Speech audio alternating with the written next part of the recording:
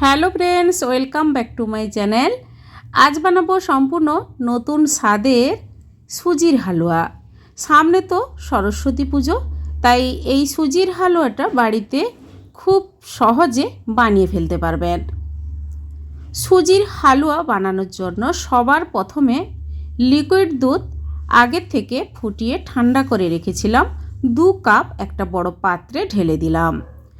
এরপর দিয়ে দিচ্ছি 1 কাপ সুজি। এবার দুধের সঙ্গে এই সুজি ভালোভাবে মিশিয়ে নেব। 1 ঘন্টা ঢাকা দিয়ে রেখে দেব, তাহলে সুজিটা অনেকটা ফুলে যাবে।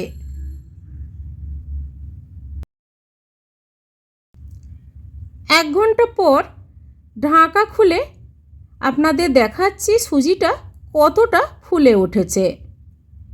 এবার চিনির শিরা তৈরি করে নেব। গ্যাস অন করে কড়াই মধ্যে দিয়েছি 1 কাপ চিনি আর 2 কাপ জল।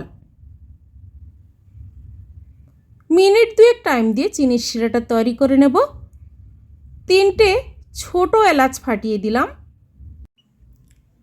আর চিনির শিরার কালারটা ভালো হওয়ার জন্য আমি সামান্য পরিমাণ কেশর দিয়ে দেব। এবার ভালোভাবে ফুটিয়ে গ্যাস অফ করে একটা ছোট বাটির মধ্যে ঢেলে রাখবো চিনির শিরা। এবার সুজির হালুয়া বানিয়ে নেব। গ্যাস অন করে কড়াই মধ্যে 1 টিস্পুন ঘি দিয়ে দিলাম। প্রথমে আলমন্ডস, কাজু বাদাম ভেজে নেব। কিশমিশ দিয়ে দেব। এগুলো ঘিয়ের মধ্যে ভেজে নিলে সুজির হালুয়াতে বেশ টেস্টি হয় খেতে। সবগুলো তুলে নিলাম ওই কড়াইতে। এবার দুধ আর সুজির মিশ্রণটা আমি কড়াইয়ের মধ্যে ঢেলে দেব। গ্যাসের ফ্লেমটা লো রেখে মিনিট 4 টাইম দিয়ে ভালোভাবে এটা নাড়াচাড়া করে নেব। নাড়তে নাড়তে বেশ ঝুরঝুরে হয়ে যাবে সুজি, আর লাল করে একটু ভেজে নিলে টেস্টটাও বেশ ভালো হবে। এরপর দিয়ে দেব চিনির শিরা। আগের থেকে আমি করে রেখেছিলাম। ওই চিনির শিরা সুজির মধ্যে দিয়ে 1 মিনিটের মতো ফুটতে দেব।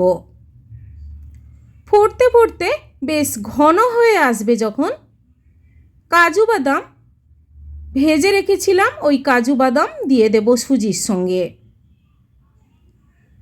এবার নাড়াচাড়া করে গ্যাস অফ করে কিছুক্ষণ স্ট্যান্ডিং টাইমে রেখে সার্ভ করে নেব টেস্টি সুজির হালুয়া। এবার সার্ভ করে নিচ্ছি সুজির হালুয়া। বন্ধুরা, আপনারা অনেক ধরনের সুজির হালুয়া বাড়িতে বানিয়েছেন, তবে এইভাবে একবার ট্রাই করে বাড়িতে দেখতে পারেন বন্ধুরা, খুবই ভালো লাগবে খেতে। আজকের এই সুজির হালুয়া রেসিপি আপনাদের কেমন লেগেছে কমেন্ট করে অবশ্যই জানাবেন, লাইক করবেন, আর আমার চ্যানেলে নতুন বন্ধু হতে চাইলে আমার চ্যানেলটি সাবস্ক্রাইব করে নেওয়ার অনুরোধ থাকলো।